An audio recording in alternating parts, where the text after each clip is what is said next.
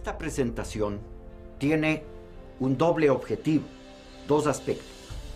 El uno, lo que son las normas y el contenido del derecho internacional humanitario y la aplicación de esas normas en el COIP, esto es, la legislación nacional penal en el Código Orgánico Integral Penal, más conocido como COIP, como la gente lo conoce. Las infracciones contra el derecho internacional humanitario están determinadas y contenidas en los 4 convenios internacionales de Ginebra de 1949 y que luego se complementaron con 2 protocolos adicionales de 1977.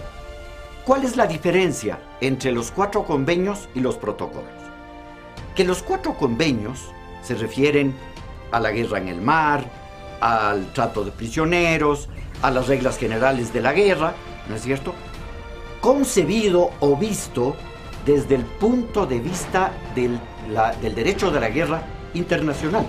Se han dado en nuestro mundo, sobre todo a partir de la Segunda Guerra Mundial, que son conflictos internos, pero que tienen incidencia en el mundo internacional, hicieron necesario preparar normas de derecho internacional humanitario aplicables a los conflictos internos cuando son reconocidos no solo como un conflicto interno, sino como un tema que interesa al derecho internacional. Y por eso están los otros 2 protocolos de 1977. Ahora, ¿cuáles son los precedentes para esta normativa?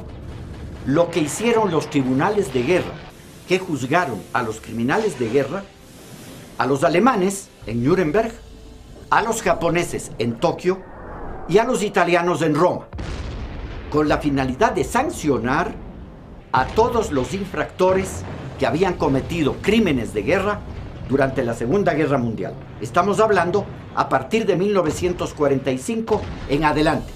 Con esas, diríamos, bases, con esas experiencias, se prepararon los convenios de Ginebra en 1949 y luego más tarde los protocolos adicionales a los que nos hemos referido.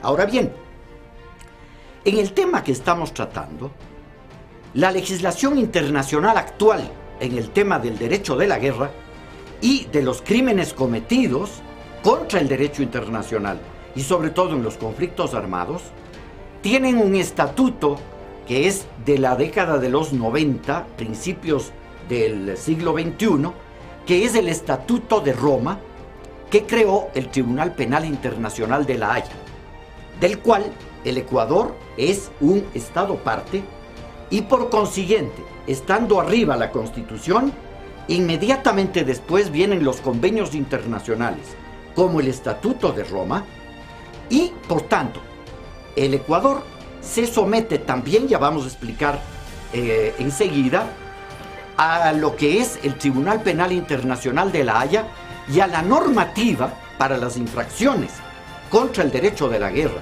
y en los crímenes de lesa humanidad que se puedan cometer y que quedan bajo la jurisdicción y competencia del Tribunal Penal Internacional de La Haya.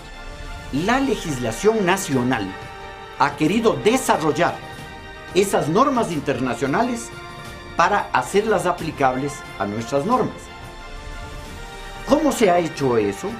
A través de la normativa del Código Orgánico Integral Penal, en donde se recogen los aspectos del Estatuto de Roma, pero en nuestra legislación nacional, es decir, para que nuestros propios jueces y tribunales apliquen esas normas, pero en el desarrollo más concreto en la legislación nacional, en el COIP, el Código Orgánico Integral Penal. Cuando por A, B o C circunstancias, y esto es muy importante y quiero recalcar, un infractor, ya vamos a ver más adelante qué infracciones y qué sanciones. Cuando un infractor no es sometido a nuestros jueces y tribunales con las normas del COIP, por A, B o C circunstancias, y hay que tener en cuenta que la Constitución ecuatoriana del 2008 y la anterior de 1998 establecía y establece que los infractores, no solo nacionales, sino internacionales, que sean encontrados en nuestro territorio nacional, pueden ser sometidos a nuestros propios jueces y tribunales por crímenes de lesa humanidad, crímenes contra el derecho internacional, y los extranjeros, que aunque no hayan cometido en nuestro territorio infracciones contra ese derecho internacional, el Estado ecuatoriano, para impedir que queden en la impunidad de esos hechos, los puede detener y procesar ante nuestros propios tribunales.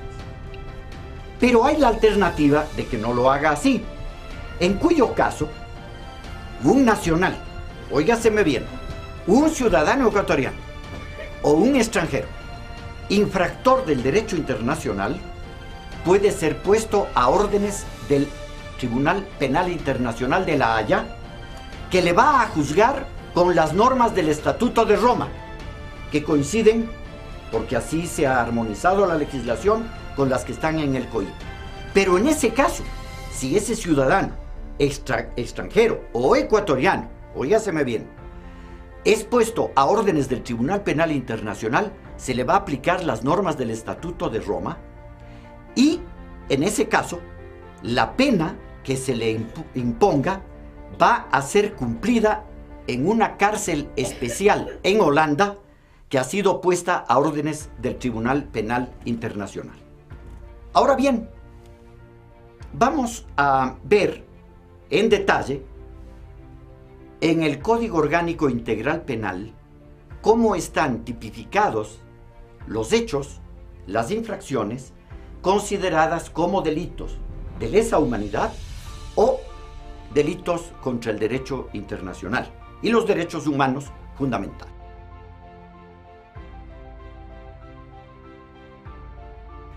Para esto, mis queridos amigos, hay varias cosas que vamos a tocar. La primera, lo que llamamos en derecho penal el bien jurídico general. Es decir, las normas a las que nos vamos a referir, que tienen como elemento fundamental que se quiere proteger. Porque toda norma penal protege un bien jurídico fundamental. Entonces, este bien jurídico general, que está de forma general, total, como así lo tenemos que ver, en todas las normas que vamos a ver a continuación, tienen como objetivo fundamental, general, todo lo que sean ataques a los derechos humanos en guerra internacional o en conflicto armado interno, pero que ha alcanzado un estatuto internacional. Por ejemplo, para que comprendamos esto, porque no siempre es fácil. En el caso del conflicto colombiano, entre las fuerzas regulares y las fuerzas irregulares, no ha habido claramente una definición de que esos grupos irregulares estén actuando con un reconocimiento internacional, que es lo que se llama beligerantes, sino que, por razones que no vamos a calificar, el gobierno colombiano ha seguido manteniendo ese conflicto como un conflicto interno. Entonces, hay violaciones a una serie de bienes, ¿no es cierto?, pero que no entran propiamente en las obligaciones, ya vamos a ver, de quiénes son los posibles infractores. Ahora bien, ¿cuáles son esos derechos fundamentales que protegemos con esta normativa? La vida, la libertad sexual, las lesiones y experimentos prohibidos, la tortura y tratos crueles, inhumanos y degradantes, y los derechos a la salud y atención humana. Pero todo esto dentro de lo que es la guerra internacional o los conflictos armados internos que están con un estatuto internacional. También está entre el bien jurídico protegido todo lo que son abusos contra los vulnerables. Niños, niñas, adolescentes, hospitalizados, ancianos. Yo prefiero decir ancianos, que es más claro que personas de la tercera edad, ¿no es cierto? ¿Por qué ya no aparecen como grupos vulnerables las mujeres? Se preguntarán. Porque las mujeres se han incorporado, igual que los hombres, a las Fuerzas Armadas. Y por consiguiente, ya pueden estar en el estatuto de posibles infractoras, ¿no es cierto?, a las normas a las que se refiere esta legislación. También es un bien jurídico protegido y muy importante, sobre todo ahora, el que no haya cambios ecológicos que vayan contra el hábitat natural y el hábitat humano, o contra los bienes culturales de la humanidad. ¿Esto por qué se estableció?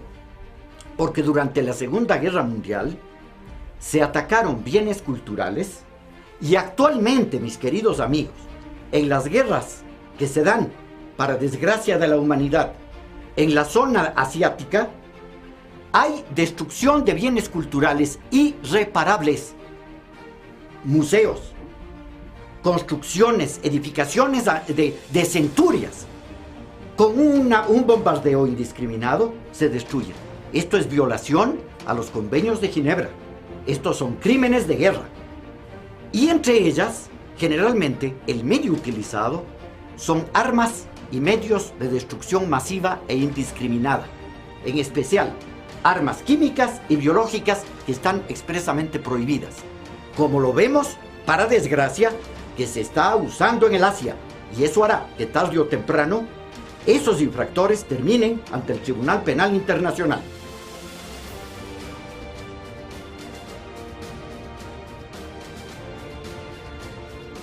También es un delito contra el derecho internacional en acciones de guerra el usar mal o abusar como medio de engaño en guerra o en una acción operativa militar de los emblemas humanitarios.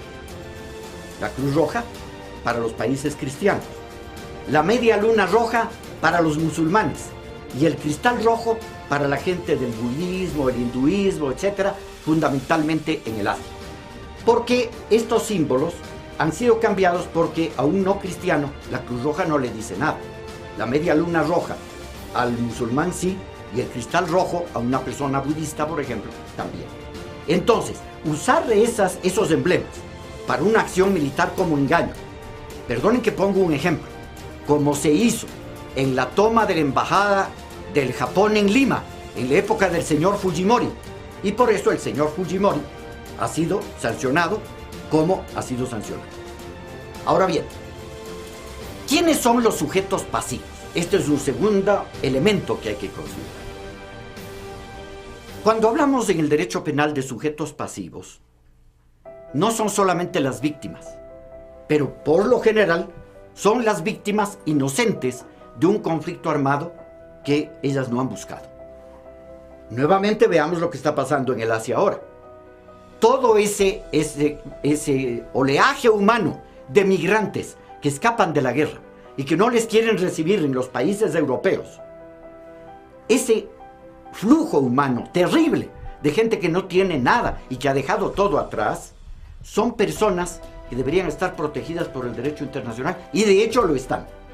Por ejemplo, los civiles en general, los no combatientes, los que nunca han participado en combate, personal sanitario y religioso, periodistas corresponsales de guerra, prisioneros de guerra y excombatientes que ya no tienen armas, ya son personas protegidas, los apátridas y los refugiados, ahí está el ejemplo de lo del Asia, asilados políticos y los diplomáticos y personal de la ONU y personal de apoyo protegido por el derecho internacional humanitario. A todas esas personas no se les puede atacar y peor si es indiscriminadamente porque son sujetos pasivos. Ahora, si hay sujetos pasivos, en tercer lugar tenemos los sujetos activos. ¿Quién es un sujeto activo penalmente hablando? El infractor, el que comete la infracción. ¿Quiénes son los infractores contra el derecho internacional humanitario? Recogido en el COIP, artículos 111 al 139. He preferido, para que la exposición sea más fluida, remitirme a la ley y no estar repitiendo ni indicando cada uno de los artículos. Además, para que sea una presentación más ágil y que no se alargue innecesariamente. ¿Quiénes son esos infractores, mis queridos amigos? Los combatientes que violen las normas de la guerra. Los beligerantes reconocidos internacionalmente en conflicto interno. Por tanto, cuando un conflicto interno, yo tengo por ejemplo guerrillas reconocidas internacionalmente, pueden ser infractoras, igual que las fuerzas regulares de las Fuerzas Armadas del Estado, contra el derecho internacional humanitario. Y tanto unos como otros pueden ir ante un tribunal penal internacional, ¿no es cierto? O en la legislación nacional, ante nuestros jueces y tribunales. Colaboradores de guerra también están allí como posibles infractores, aunque no sean integrantes de las Fuerzas Armadas. Por ejemplo, personas que trabajan para las Fuerzas Armadas, para inteligencia, ¿no es cierto? Como infiltrados, como agentes provocadores o como miembros de las Fuerzas Armadas, realizando espionaje, que es una situación complicada porque el espía no está protegido por ninguna norma. El espía presta un servicio extraordinario a nuestros países, en este caso al Ecuador, pero no se lo puede reconocer como un combatiente porque por eso es espía. Y tenemos casos complicados, no me voy a meter en eso porque me alargo, pero recuerden, mis queridos amigos, el caso del sargento Duchicela, trabajando en nuestra embajada en Lima, en la época en que todavía había el conflicto, y que fue detenido, torturado e incinerado. Y el Estado ecuatoriano lo más que ha podido hacer es reconocer una indemnización a la familia, pero no puede reconocer que era un miembro de las Fuerzas Armadas.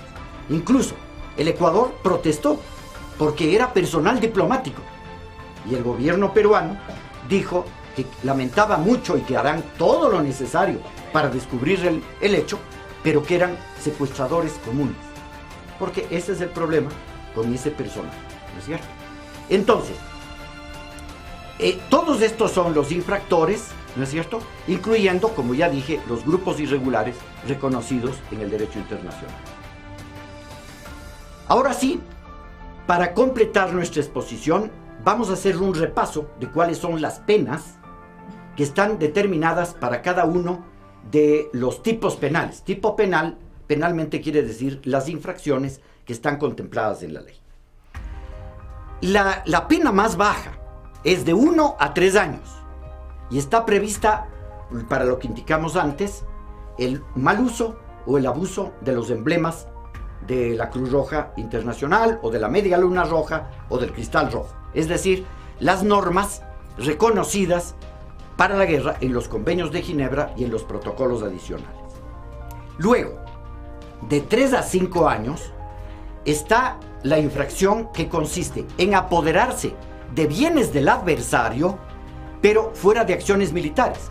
Es decir, si no hay una acción militar y alguien aprovecha por su cuenta, o a veces como un operativo, pero que no es de acción militar, para apoderarse de bienes del adversario, comete una infracción contra el derecho internacional de 3 a 5 años de prisión.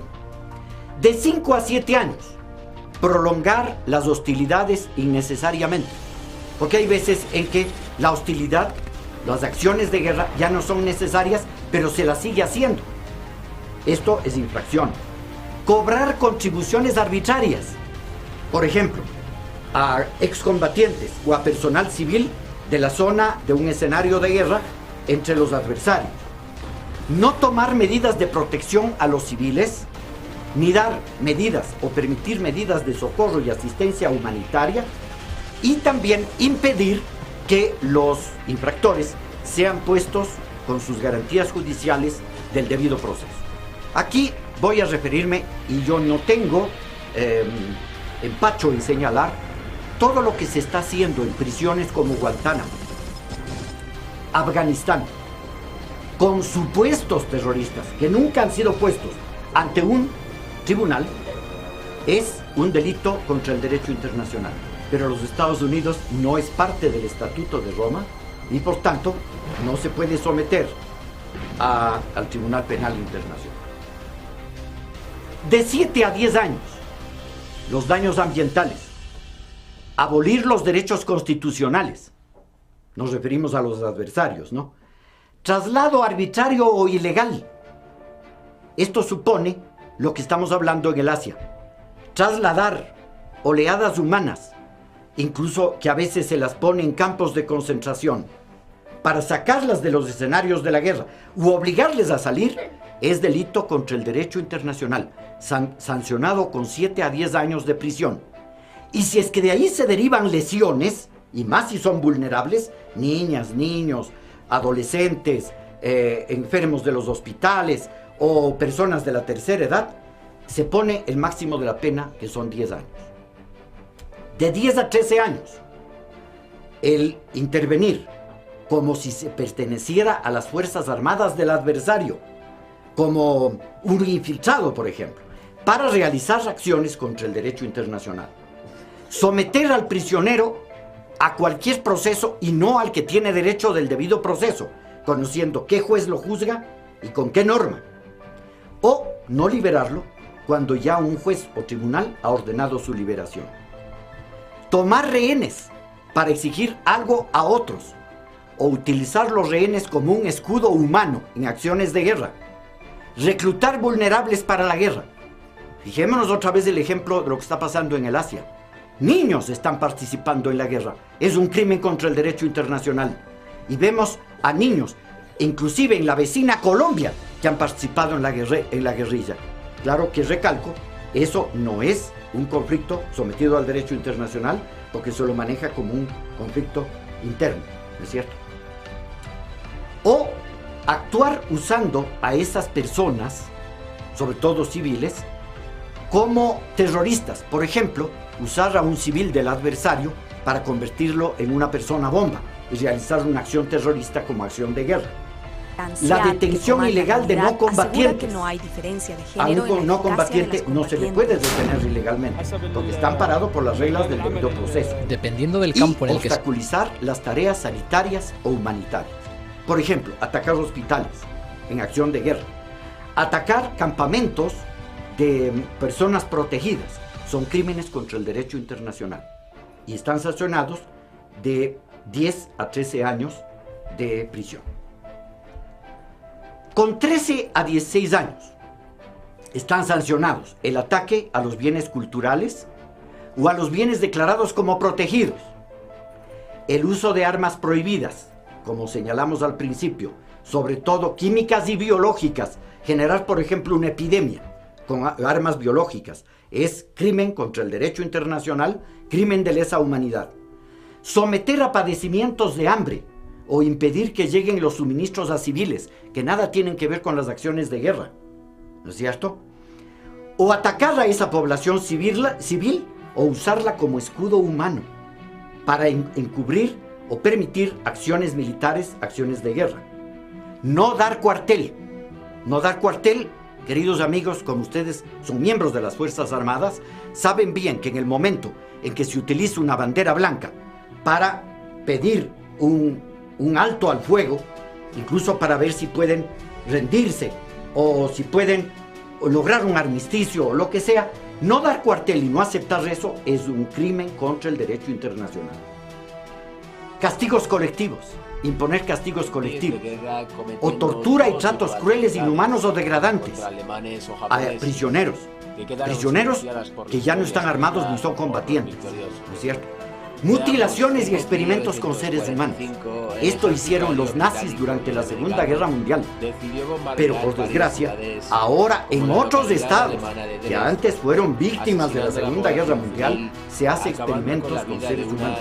Y esto es delito contra el derecho internacional, porque algunos parece que se olvidaron de cuando eran víctimas. Por último, de 22 a 26 años de prisión. El derecho internacional humanitario y en nuestro caso el COIP, la legislación nacional aplicable para los crímenes contra el derecho internacional, en guerra internacional o en conflicto o interno, reconocido internacionalmente. Para estas penas de 22 a 26 años está previsto el homicidio al personal protegido o muerte del adversario o de civiles. Esto quiero explicar un poquito. Porque si es una acción militar, obviamente se van a producir muertes, pero es en la acción militar.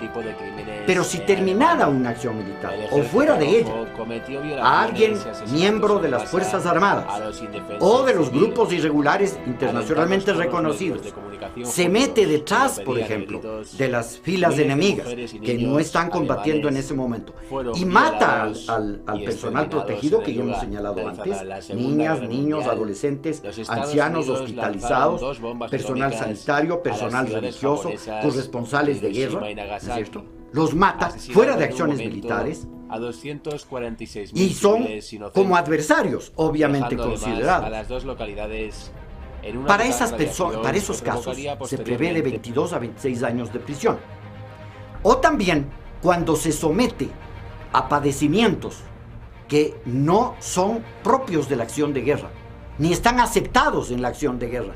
Por ejemplo, utilizando ataques indiscriminados, con armas prohibidas, sean biológicas o químicas, etc. O armas de destrucción masiva, que no están aceptadas como acciones de guerra, o que son innecesarias, o que no las deben padecer civiles, sobre todo como personas protegidas por el derecho internacional humanitario. La pena es de 22 a 26 años. Pero hay un caso extraordinario que la legislación ha querido prever. En los casos de violación sexual de personas protegidas, niñas, niños, adolescentes, ancianos, enfermos hospitalizados, personal religioso, personal sanitario, corresponsales de guerra, prisioneros que ya no son combatientes, a veces incluso como forma de tortura para obtener información, ¿no es cierto? O se mata a esas personas protegidas fuera de la acción de guerra. En la legislación nacional, en el COIP, el Código Orgánico Integral Penal, prevé una pena extraordinaria que puede llegar hasta 33 años de prisión. Entonces, como vemos, todas estas normas de derecho internacional humanitario, internacionales y además en la legislación nacional previstas para que nuestros jueces y tribunales ecuatorianos las apliquen con nuestro procedimiento penal, constituyen la defensa penal de las normas que, y concluyo, en los convenios internacionales de la Guerra de Ginebra de 1949 y en los protocolos adicionales de 1977 para los conflictos internos con estatuto internacional, están previstas, existen para hacer que los infractores sean juzgados y sancionados con las penas previstas en esos instrumentos, tanto internacionales como nacionales. Muchas gracias.